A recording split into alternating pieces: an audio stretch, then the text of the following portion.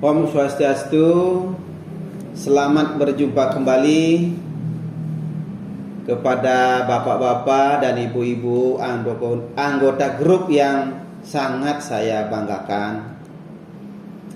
Kali ini saya akan berbincang-bincang tentang masalah penundaan eksekusi pengosongan. Ada yang bertanya kepada kami Syari Lopis di chat pribadi, dan saya juga sampaikan di sini.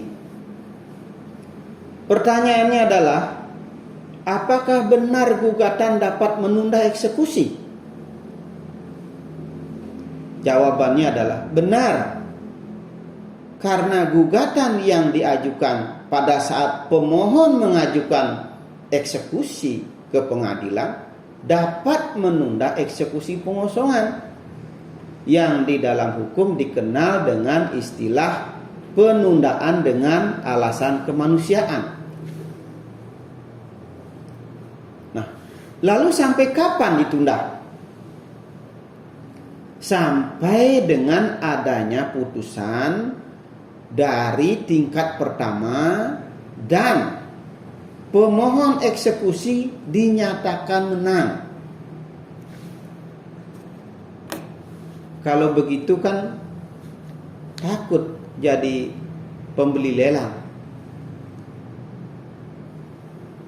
Iya, makanya orang yang membeli lelang atau peserta lelang, dia membeli harga yang dapat lebih murah supaya nilai limitnya nanti tercover untuk biaya-biaya apabila terjadi masalah di kemudian hari. Nah, apakah ada syarat lainnya yang menyebabkan eksekusi itu ditunda? Ada. Misalnya apabila kepolisian tidak dapat melakukan pengamanan, maka eksekusi dapat ditunda. Seperti pada saat ini kami dapat surat dari kepolisian Resort Tabanan. Sampai saat ini kepolisian belum bisa untuk melakukan pengamanan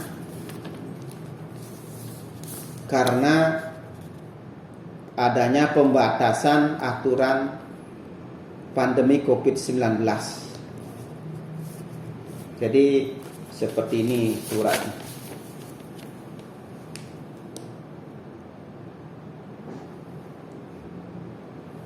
Ya.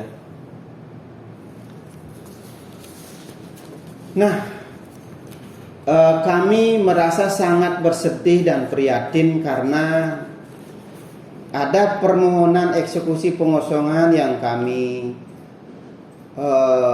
tangani tertunda pada saat ini lebih dari 1 tahun. Di samping karena mantan debitur dulu terus-menerus menggugat, juga karena adanya pembatasan aturan pandemi COVID ini.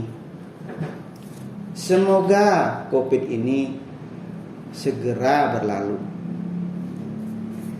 Nah, dari perbincangan tersebut ada hikmah positif yang dapat dipertimbangkan adalah sebagai berikut.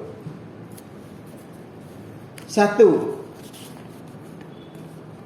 Menghadapi keadaan seperti tersebut di atas, pastikan perjanjian kredit, pembebanan agunan, dan dokumen lainnya sudah memenuhi syarat sahnya perjanjian. Apabila dipandang perlu, dapat dilakukan audit hukum agar nanti kalau ada yang menggugat, bank tidak kewalahan.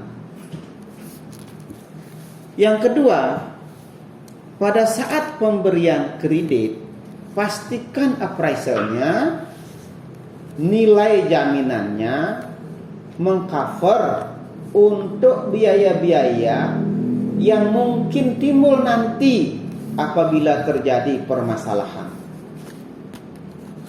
Sehingga banknya tidak minus. Nah, yang selanjutnya perlu dipastikan dalam perjanjian kredit agar ada disebut biaya yang timbul termasuk jasa hukum dibebankan kepada debitur. Nah, di sini perlu ditegaskan kenapa harus disebut jasa hukum? Sebab sesuai dengan putusan Mahkamah Agung, jadi jasa hukum tidak wajib untuk dibebankan kepada debitur karena penunjukan advokat itu tidak wajib. Jadi kalau memang itu sudah diperjanjikan, disepakati, itu dibenarkan. Sehingga kalau tidak disebut itu ada jasa hukum dibebani kepada debitur, maka kreditur tidak bisa membebani debitur. Nah, demikian perbincangan ini saya sampaikan.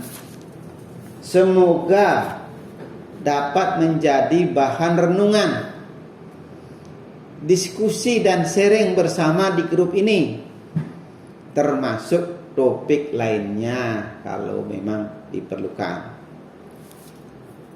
Mari kita sharing bersama demi untuk kita saling bertukar pengalaman, dan akhirnya saya menyampaikan salam sehat selalu.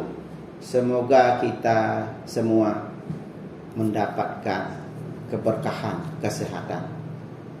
Terima kasih. Om Santi Santi Santi Om.